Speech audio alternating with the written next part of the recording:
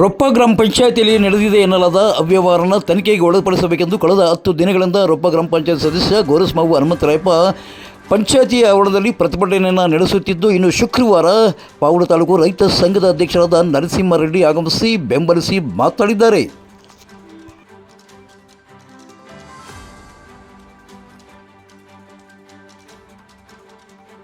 ಅವರು ಎತ್ತಿ ಹಿಡಿದಿದ್ದಾರೆ. ಆ ವ್ಯವಹಾರಗಳನ್ನು ಈಗ ತನಿಖೆ ಆಗಬೇಕು ಅಂತ ಇವತ್ತು 10 ದಿನಗಳಿಂದ ಧರಣಿ ಕೂತ್ಕೊಂಡಿದ್ದಾರೆ. ಸಂಬಂಧಪಟ್ಟ ಅಧಿಕಾರಿಗಳು ಈ ಕೂಡಲೇ ಎಚ್ಚೆತ್ತುಕೊಂಡು ಈ ಗ್ರಾಮ ಪಂಚಾಯತಿ ಪಾವಡ ರೊಪ್ಪ ಗ್ರಾಮ ಪಂಚಾಯತಿಯನ್ನು ಸಮಗ್ರ ತನಿಖೆ ನಡೆಸಿ ಏನು ಅನ್ಯಾಯ ಆಗಿದೆ, ಅನ್ಯಾಯ ಆಗಿರೋದನ್ನು ತನಿಖೆ ಮಾಡಬೇಕು. ತನಿಖೆ ಮಾಡಿ ತಕ್ಕ ಶಿಕ್ಷೆ ಒಳಪಡುತ್ತೆ ರೀತಿಯಲ್ಲಿ ನೀವು ಹೋರಾಟ ನಡೆಸಬೇಕು ಅಂತ ಈ ಸಂದರ್ಭದಲ್ಲಿ ಹೇಳ್ತಾ ಇದ್ದೀವಿ. ಇದೇ ಪಂಚಾಯತಿ ಅಲ್ಲ, ಇವತ್ತೇನು ಹನುಮಂತರಾಯಪ್ಪರು ಆಗಿರ್ತಕ್ಕಂಥ ಅನ್ಯಾಯಗಳ ಬಗ್ಗೆ ಎದುರಾಕೊಂಡು ಹೋರಾಟ ಮಾಡ್ತಾ ಇದ್ದಾರೆ. ಅದೇ ಅವರಿಗೆ ಬೆಂಬಲವನ್ನು ಸೂಚಿಸೋದಕ್ಕೆ ಇವತ್ತು ನಾವು ಪಾವಡ ತಾಲೂಕು ರೈತ ಸಂಘ ಬಂದಿದ್ದೀವಿ. ಇದೇ ರೀತಿ ಸಂಬಂಧಪಟ್ಟ ಅಧಿಕಾರಿಗಳು ಬಂದು ತನಿಖೆ ನಡೆಸಿ ಅವರನ್ನು ಈ ಪ್ರತಿಭಟನೆಯಿಂದ ತೆಗೆಸಿದಾಗ ಮಾತ್ರ ಇದು ಪ್ರಯೋಜನ ಆಗುತ್ತೆ. ಇಲ್ಲ ಹೋದರೆ ನಾವು ಮುಂದಿನ ದಿನಗಳಲ್ಲಿ ಹೋರಾಟ ಮುಂದುವರೆದ್ರೆ ಹನುಮಂತರಾಯಪ್ಪದ್ದು ನಾವು ಕೂಡ ರೈತ ಸಂಘದ ವತಿಯಿಂದ 100 ಜನ ಬಂದು ನಾವು ಬೆಂಬಲಿಸ್ತೀವಿ ತನಿಖೆ ಆಗುವವರೆಗೂ ಅಂತ ಹೇಳ್ಬಿಟ್ಟು ಈ ಸಂದರ್ಭದಲ್ಲಿ ನಾವು ಹನುಮಂತರಾಯಪ್ಪರಿಗೆ ಬೆಂಬಲವನ್ನು ಸೂಚಿಸ್ತಾ ಇದ್ದೀವಿ. ಇನ್ನು ಶುಕ್ರವಾರ ರೊಪ್ಪ ಗ್ರಾಮ ಪಂಚಾಯತಿ ಅಧ್ಯಕ್ಷ ರೂಪ ಅವರು ತಮ್ಮ ರೊಪ್ಪ ಗ್ರಾಮ ಪಂಚಾಯತಿಯ ಅಧ್ಯಕ್ಷರ ಕೊಠಡಿಗೆ ಆಗಮಿಸಿ ಪತ್ರಿಕಾಗೋಷ್ಠಿಯನ್ನು ನಡೆಸಿ ಅಲ್ಲಿಂದ ವಾಪಸ್ಸಾಗಿದ್ದಾರೆ. ನಾನು ಕಳೆದ 10 ದಿನಗಳಿಂದ ಪ್ರತಿಭಟನೆಯನ್ನು ನಡೆಸಿದ್ದು ಸೌಜನ್ಯಕ್ಕಾದರೂ ನನ್ನ ಬಂದು ಮಾತಾಡಿಸಿಲ್ಲ. ಇದೇ ವೇಳೆ ಕುಂಬಳಕಾಯಿ ಕಳ್ಳ ಅಂದರೆ ಕೆಲ ಸದಸ್ಯರು ಎಗಲ್ಮುಟ್ಟು ನೋಡ್ಕೊತಾರೆ. ನಾನು ಇಂಥದಕ್ಕೆಲ್ಲ ಬಗ್ಗಲ್ಲ ಜಗ್ಗಲ್ಲ ಎದರದಲ್ಲ. ಈ ಒಂದು ರೊಪ್ಪ ಗ್ರಾಮ ಪಂಚಾಯತಿಯಲ್ಲಿ ನಡೆದಿದೆ ಎನ್ನುವ ಅವ್ಯವಹಾರವನ್ನು ತನಿಖೆಗೊಳಿಸಬೇಕಲು ಎಲ್ಲಿಗೆ ಬೇಕಾದರೂ ಹೋಗ್ತೀನಿ ಎಂದು ಖಾರವಾಗಿ ನುಡಿದಿದ್ದಾರೆ. ಕನಿಷ್ಠ ಸೌಜನ್ಯಕ್ಕೂ ಸಹ ನಮ್ಮ ಅಹವಾಲು ಸ್ವೀಕರಿಸಲಿಲ್ಲ. ಜೊತೆಗೆ ಅವ್ರು ಬರ್ತಾರೆ, ಅವ್ರದ್ದೇನೋ ಸ್ವಂತ ಬಿಲ್ಡಿಂಗ್ ಥರ ಬಂದು ಬಾಗಿಲು ತೆಗೆದ್ರು, ಬೀಗ ಹಾಕ್ಕೊಂಡು ಹೋಗ್ಬಿಟ್ರು. ಒಂದು ಎರಡನೇದು ಏನು ಗೊತ್ತಾ, ಅಧ್ಯಕ್ಷರು ನಮ್ಮ ಮೇಲೆ ಇಲ್ಲ ಸಲ್ಲದ ಆರೋಪ ಮಾಡಿದ್ದಾರೆ. ಅಧ್ಯಕ್ಷರು ಭಾವ ಮತ್ತು PDO ಅವರು ಈ ಲೇಔಟ್ ಮಾಲೀಕರ ಹತ್ರ ಹಣ ಕೇಳಿರೋದು ಆಡಿಯೋ ವೈರಲ್ ಆಗಿದೆ. ಆಡಿಯೋ ವೈರಲ್ ಆಗಿರೋದ್ರ ಜೊತೆಗೆ ಎರಡನೇದು ಏನು ಗೊತ್ತಾ, ಈ ಸಂಪೂರ್ಣವಾದಂಥ ತನಿಖೆ ಆಗಬೇಕಂತ ನಾವು ಮನವಿ ಮಾಡಿರೋದು CSP EO ಕೊಟ್ಟಿರೋದನ್ನು ತಪ್ಪಿಸ್ಕೊಬೇಕೋಸ್ಕರ ನಾವು ಆರೋಪ ಮಾಡಿರೋದು ಅಧ್ಯಕ್ಷರು ಮತ್ತು PDO ಅವರು. ಕೆಲವು ಸದಸ್ಯರು ಬಂದು ಕುಂಬಳಕಾಯಿ ಕಳ್ಳ ಆದರೆ ಹೆಗಲು ತಟ್ಕೊಂಡ ಅನ್ನಂಗೆ ನಮ್ದೆಲ್ಲಿ ಹೊರಗಡೆ ಬರ್ತದೋ ಅಂತ ಹೇಳಿ ಓಡೋಡು ಬಂದು ಪತ್ರಿಕಾಗೋಷ್ಠಿ ನಡೆಸಿದ್ದಾರೆ.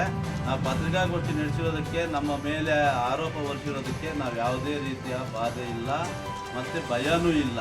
ಈಗ ನಾನು ಪಬ್ಲಿಕ್ಕಾಗಿ 10 ದಿವಸದಿಂದ ಇಲ್ಲಿ ಕೂತ್ಕೊಂಡಿದ್ದೀನಿ.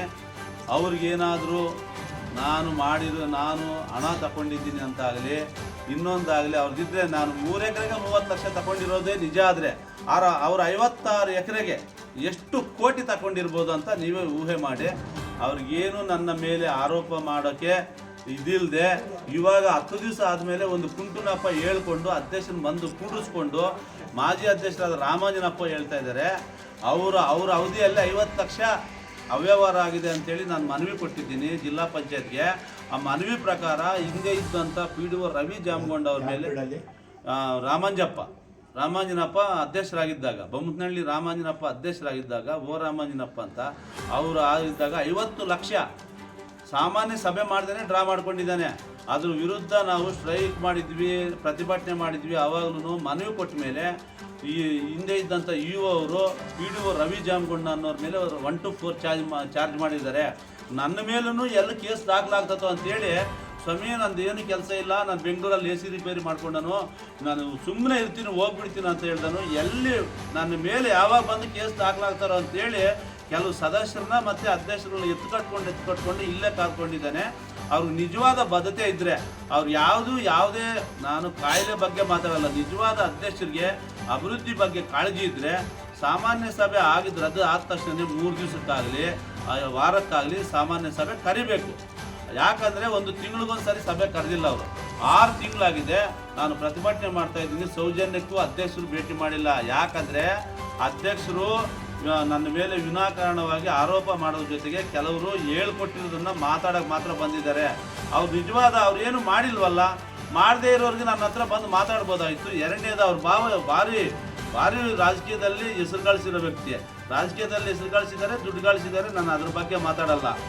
ಎಲ್ಲ ಹೆಸರು ಗಳಿಸಿರೋರು ದುಡ್ಡು ಗಳಿಸಿರೋದಕ್ಕೆ ಮತ್ತೆ 3 ಲೇಔಟ್ ಬಂದಿರೋದು, 2 ಲೇಔಟ್ ಪಾಸ್ ಮಾಡಿ 1 ಲೇಔಟ್ ಪಾಸ್ ಯಾಕೆ ಮಾಡಿಲ್ಲ? ಸಾಮಾನ್ಯ ಸಭೆಯಲ್ಲಿ ಆಗಿರುವಂಥ ಸಬ್ಜೆಕ್ಟ್ನ ಮುಂದೂಡಿದ ಸಬ್ಜೆಕ್ಟ್ ಅಂತ ಅವ್ರ ಮನೇಲಿ ಹೋಗಿ ಬರ್ಕೊಂಡಿದ್ದಾರೆ. ವಿಡಿಯೋ ಅವತ್ತಾಗಿರೋ ಸಾಮಾನ್ಯ ಸಭೆಯ ವಿಡಿಯೋವನ್ನು ಈ ಸಾರ್ವಜನಿಕವಾಗಿ ಪ್ರದರ್ಶನ ಮಾಡಲಿ. ಅವ್ರಿಗೆ ನಿಜವಾಗಿಯೂ ನಾವೇನು ಮಾಡಿಲ್ಲ, ಇದು ಮಾಡೋದಾದರೆ ಸಂಪೂರ್ಣವಾದಂಥ ಅವತ್ತು ಸಬ್ಜೆಕ್ಟ್ ಪಾಸಾಗಿದೆ, ಎಲ್ಲ ಸಬ್ಜೆಕ್ಟ್ ಪಾಸ್ ಆಗಿದೆ. ನನ್ನ ಮೇಲೆ ವಿನಾಕಾರಣ ಏನಂದರೆ ಶ್ರೀನಿವಾಸ್ ಅನ್ನೋರ ಹತ್ರ ಹಣ ತಗೊಂಡಿದ್ದಾನೆ ಅಂತ. ಶ್ರೀನಿವಾಸ್ ಅವರು ನಮಗೆ ಸ್ನೇಹಿತರು ಅಲ್ಲ, ಇನ್ನೊಂದು ಅಲ್ಲ. ಅವರು ನಮಗೆ ವೈಯಕ್ತಿಕವಾದಂಥ ನಮಗೆ ಸ್ನೇಹ ಇದೆ ಅಷ್ಟೇ ವಿನಃ ವ್ಯವಹಾರಗಳಲ್ಲೂ ನಮಗೆ ಯಾವುದೇ ರೀತಿಯ ಲೋಪದೋಷ ಆಗಿಲ್ಲ. ಅವ್ರಿಗೇನಾದರೂ ಬದ್ಧತೆ ಇದ್ದರೆ, ಅಧ್ಯಕ್ಷರು ಬದ್ಧತೆ ಇದ್ದರೆ ಅವ್ರೇನು ಅವ್ಯವಹಾರ ಮಾಡಿಲ್ಲ, ಲೇಔಟ್ಗಳ ಹತ್ರ ದುಡ್ಡು ಕೇಳಲಿಲ್ಲ ಅಂದರೆ ಆ ಲೇಔಟ್ ಯಾಕೆ ಪಾಸ್ ಮಾಡಿಲ್ಲ? ಎರಡನೇದು, ಅವ್ರು ನಿಜವಾಗಿಯೂ ಕಾಳಜಿ ಇದ್ದರೆ ಸಾಮಾನ್ಯ ಸಭೆಯಲ್ಲಿ ಆಗಿರುವಂಥ ವಿಡಿಯೋನ ಸಾರ್ವಜನಿಕವಾಗಿ ಪ್ರದರ್ಶನ ಮಾಡಿದ್ರೆ ನಾನು ಗ್ರಾಮ ಪಂಚಾಯತಿ ಸದಸ್ಯತ್ವಕ್ಕೆ ರಾಜೀನಾಮೆ ಕೊಡ್ತೀನಿ.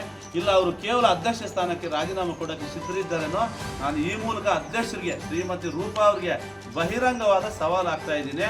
ಕೂಡಲೇ ನನ್ನ ವಿರುದ್ಧ ಹೇಳಿಕೆ ನೀಡಿರುವುದನ್ನು ವಾಪಸ್ ತಗೊಂಡಿಲ್ಲ ಅಂದರೆ ನಾನು ಮುಂದಿನ ದಿನಗಳಲ್ಲಿ ಯಾವ ಸಂಸ್ಥೆಗಳ ತನಿಖೆಗೂ ನಾನು ಕೊಡೋಕ್ಕೆ ನಾನೇನು ಹಿಂಜರಿದಿಲ್ಲ. ಮುಂದಿನ ದಿನಗಳಲ್ಲಿ ಹೋಗ್ತೀನಿ. ಮುಂದಿನ ದಿನಗಳಲ್ಲಿ ಅವ್ರ ಮೇಲೆ ಎಲ್ಲ ರೀತಿಯಾದಂಥ ತನಿಖಾ ಸಂಸ್ಥೆಗಳನ್ನ ದೂರು ನೀಡಿ ತನಿಖೆಯನ್ನು ಮಾಡೋವರೆಗೂ ನಾನು ಬಿಡೋದಿಲ್ಲ. ಯಾವುದೇ ಕಾರಣಕ್ಕೆ ನಾನು ಇವರು ಹೇಳಿರುವ ಆರೋಪಕ್ಕೆ ನಾನು ಎದುರುಕೊಂಡು ಓಡೋಗೋದಿಲ್ಲ. ಪಾವಗಡ ತಾಲೂಕಿನ ತಾಜಾ ಸುದ್ದಿಗಳಿಗಾಗಿ ನಮ್ಮ ಚಾನಲನ್ನು ಪಾವಗಡ ಪವರ್ ನ್ಯೂಸ್ ಎಂದು ಸಬ್ಸ್ಕ್ರೈಬ್ ಮಾಡಿ ಜಾಹೀರಾತು ನೀಡಿ ಪ್ರೋತ್ಸಾಹಿಸಿ ಬೆಂಬಲಿಸಿ. ನಾನು ನಿಮ್ಮ ಸತ್ಯ ಲೋಕೇಶ್, ಸಂಪಾದಕರು, ಪಾವಗಡ ಪವರ್ ನ್ಯೂಸ್.